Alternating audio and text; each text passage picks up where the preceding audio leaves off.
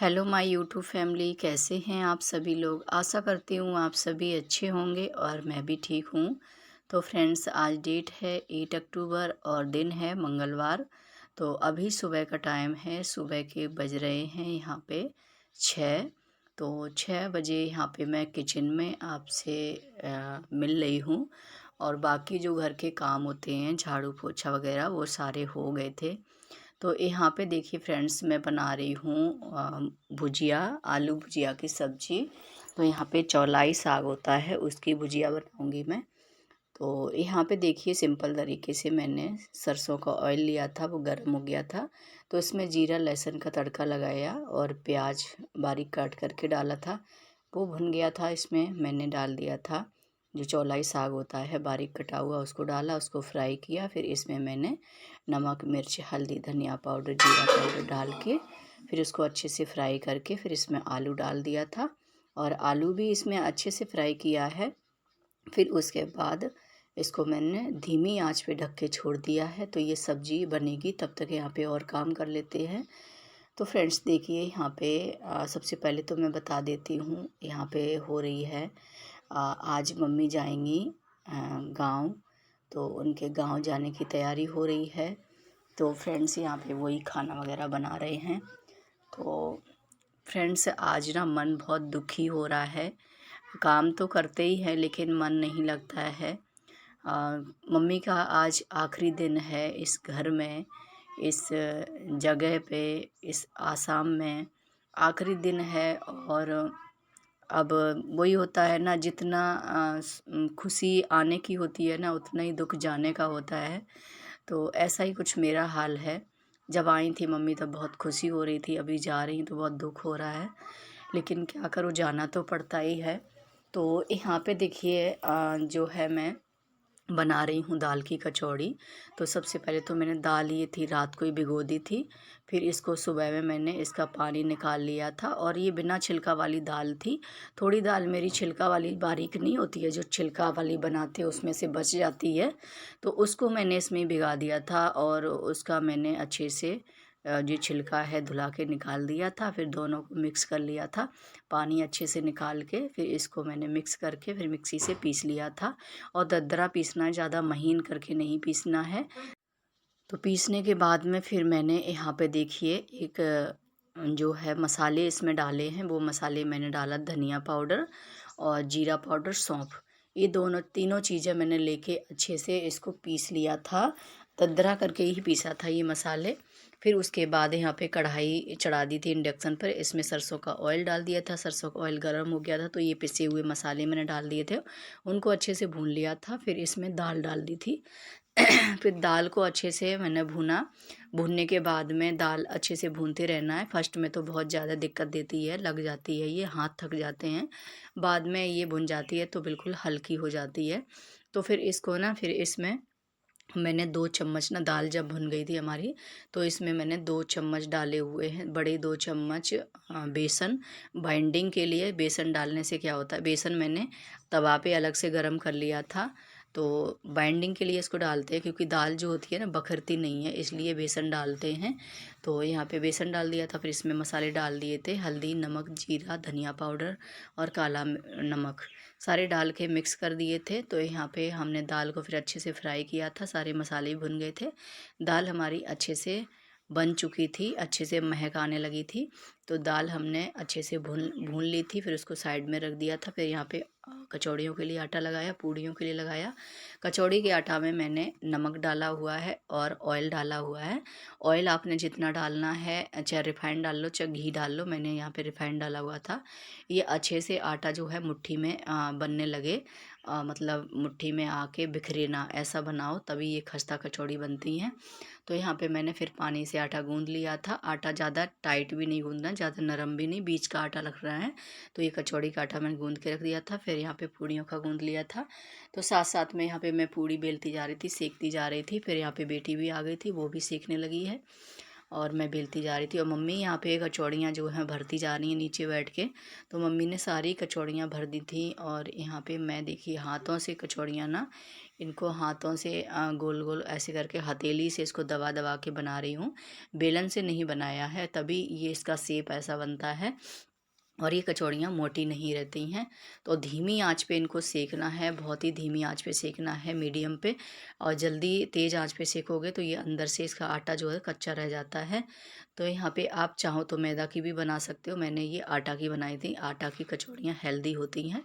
तो देखिए हमने कचौड़ियाँ बना के रेडी कर ली हैं, पूड़ियाँ भी सेक ली थी, सब्जी भी बन गई थी हमारी। तो अब यहाँ पे देखिए कचौड़ियाँ आपको दिखाते हैं, तो देख लीजिए आप कितनी अच्छी बनी हुई है, फूली फूली करारी करारी। फिर यहाँ पे सभी लोग देखिए रेडी हो गए थे, हम भी रेडी हो गए, सभी लोग स्टेशन पर छोड़ने के लिए जा रहे हैं।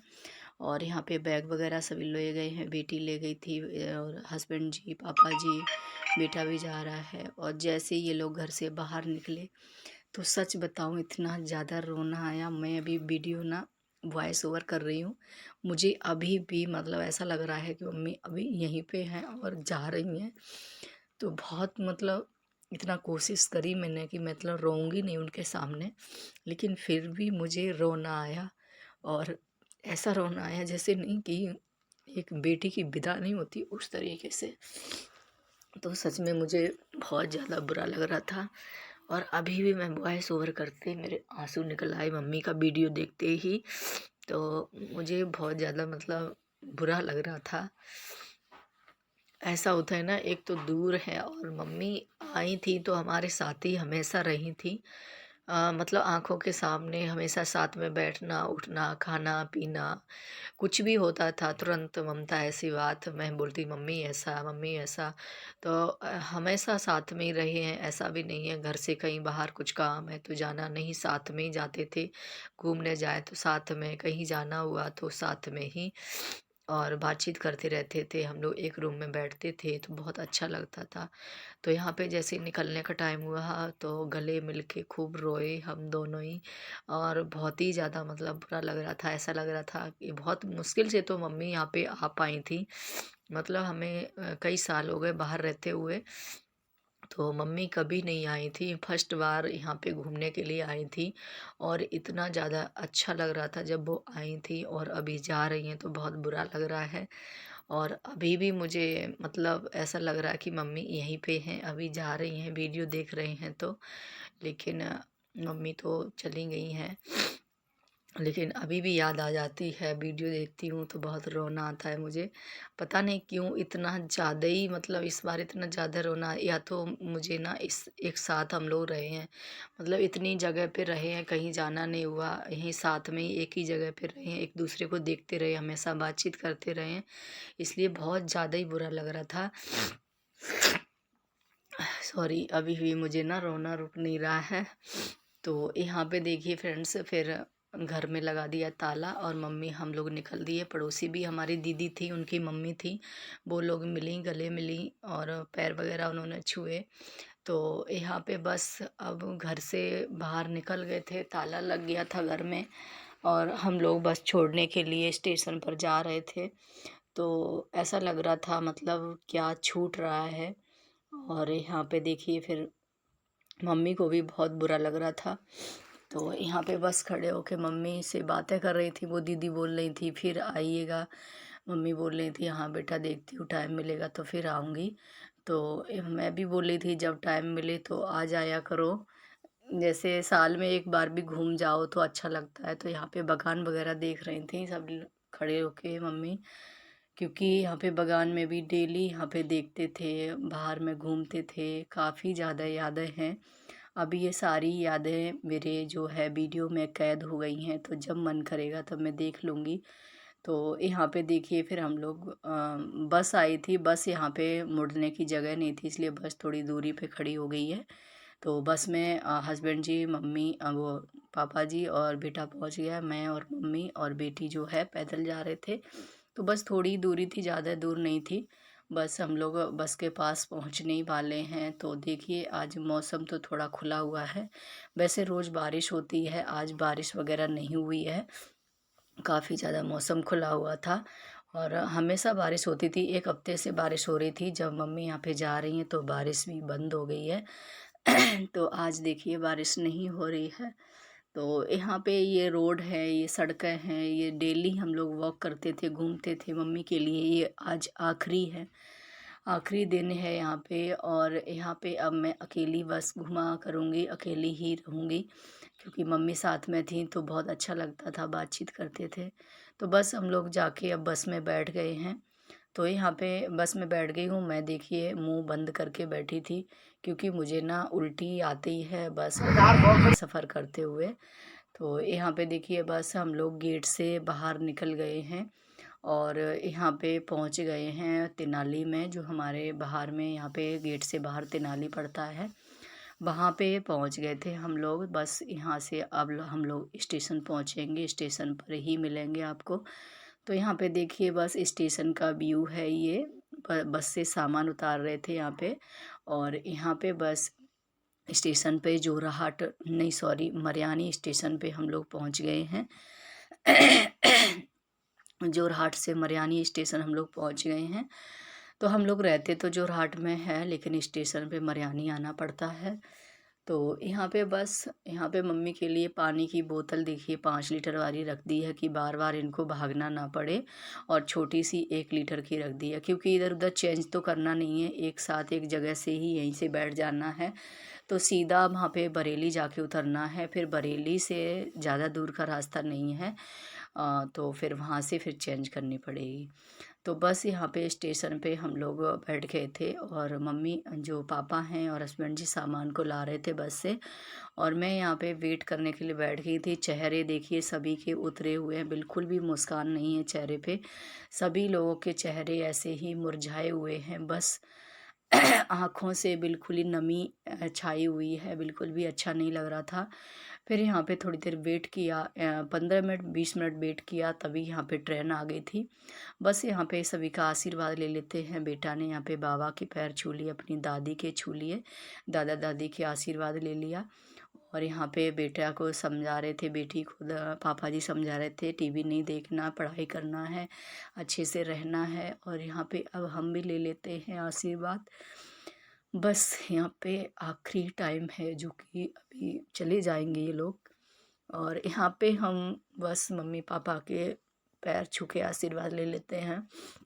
कुछ ही पल बस यहाँ पे हमारे साथ हैं अभी ये, और बैठ जाएंगे ट्रेन में तो निकल जाएंगे। तो इसलिए ना अभी भी वॉइस ओवर करते समय मुझे ना आँखों में बस आंसू ही निकल रहे हैं। मेरा मन ऐसा लग रहा है कि मम्मी अपने साथ ही ले गई हैं, और बहुत बुरा लग रहा है, सॉरी।